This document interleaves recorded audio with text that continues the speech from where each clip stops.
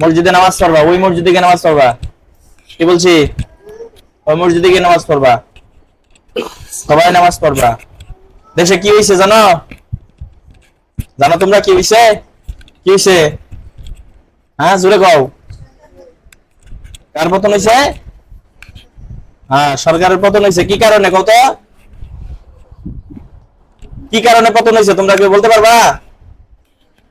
মানে তার অপরাধ কি জানো? অপরাধ হইলো জুলুম। কি বলতো?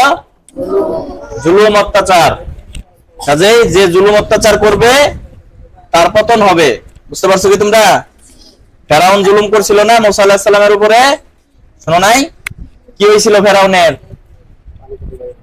জানো তোমরা ফেরাউনের কাহিনী? কি করছিল বলো তো? জোরে বলো। হ্যাঁ, পানিতে ডুবে মরছে। এই যে নমরুদের কাহিনী জানো তোমরা কেউ? নমরুদ নামে এক অত্যাচারী ছিল, এরও পতন হয়েছে। কেমনে জানো? নাক দিয়ে মশা ঢুকছিল। কি ছিল?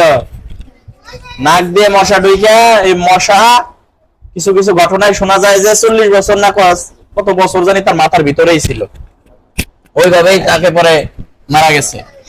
কাজেই আমরা কারোর উপর কি করবো না? জুলুম করবো না। জুলুম করা যাবে না। জুলুম মানে কি একজন একজনকে মারধর করে তা না, বহু রকমের জুলুম আছে। কথা বুঝছো কি? শিক্ষকের কথা যদি না শুনো এটাও একটা জুলুম। কি কও? বাবা মার কথা যদি তোমরা না অমান্য করো এটাও কি জুলুম। কোন ধরনের জুলুম কি করা যাবে না। তোমরা বাবা মার কথা শুনে চলবা। মোবাইল তো সবার বাড়িতে কম বেশি আছে, দেখো, দেখবা, সমস্যা নাই। কিন্তু খেলাধুলাও করবা, কিন্তু পড়াশোনাও করবা। কথা বুঝো নাই? দিনে দিনে রাইতে মিলাইয়া কম পক্ষে 4 ঘন্টা পড়ালেখা করবা। কি করবা? আর 20 ঘন্টা খাওয়া, ঘুম, খেলাধুলা সব দিলাম, সব কম হয়ে গেল 20 ঘন্টা। দিন রাইতে কয় ঘন্টা হয়? 24 ঘন্টায় কয় ঘন্টা পড়বার কইছি? আর 20 ঘন্টা কি করবা? তাহলে কি কম হয়ে গেল না বেশি হয়ে গেল? হ্যাঁ, তাহলে 4 ঘন্টা পড়বা। সকালে 2 ঘন্টা পড়বা, রাইতে 2 ঘন্টা পড়বা। কথা বুঝছো? করতেই হবে। ইংরেজি বানান সবাই মুখস্থ করতেছো? হ্যাঁ, এটা মনে রাখো কিন্তু, যে ইংরেজিতে বানান যে পারবো, ক্লাস 1 থেকে 5 পর্যন্ত যত ইংরেজি আছে, এই ইংরেজি আজীবন কি? আজীবন কি? এডি। নতুন কিচ্ছু আইতো না।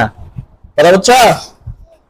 ক্লাস 1 থেকে 5 পর্যন্ত যে ইংরেজি যত শব্দ আছে সবাই যে যদি আছে 5000 যদি হয়, 5000 যদি তোমরা মুখস্থ করো আর ইংরেজি পড়া লাগতো না। সামনে যায় খালি ঘুম পাড়ান যাবো।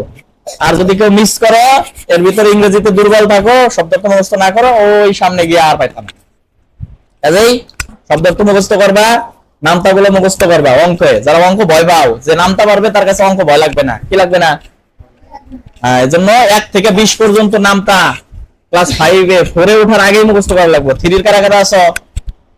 1 থেকে 20 পর্যন্ত একদম যে জায়গায় ধরবো কয়া হইলো 7টার অঙ্ক তো এটা কয়া লাইন লাগবে, দুমন যেত না।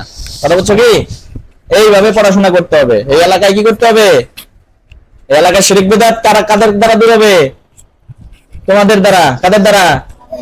হ্যাঁ, আজকে এখানে পড়তেছো, এরপরে ঢাকা শহরে পড়তে হবে, এরপরে মদিনা ভার্সিটিতে পড়ালেখা করতে হবে। কথা বুঝো নাই?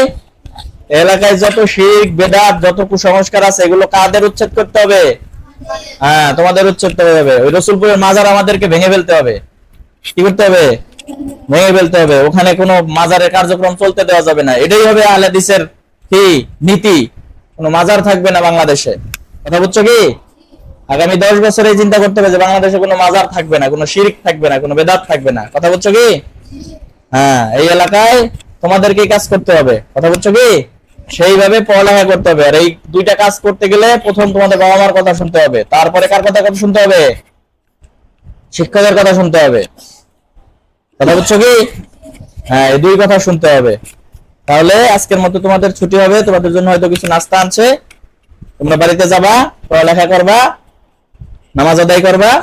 আবার রবিবার থেকে সবাই কি পরিপাটি হয়ে সুন্দরভাবে মাদ্রাসায় চলে আসবা। ঠিক আছে? বন্ধ করে দাও।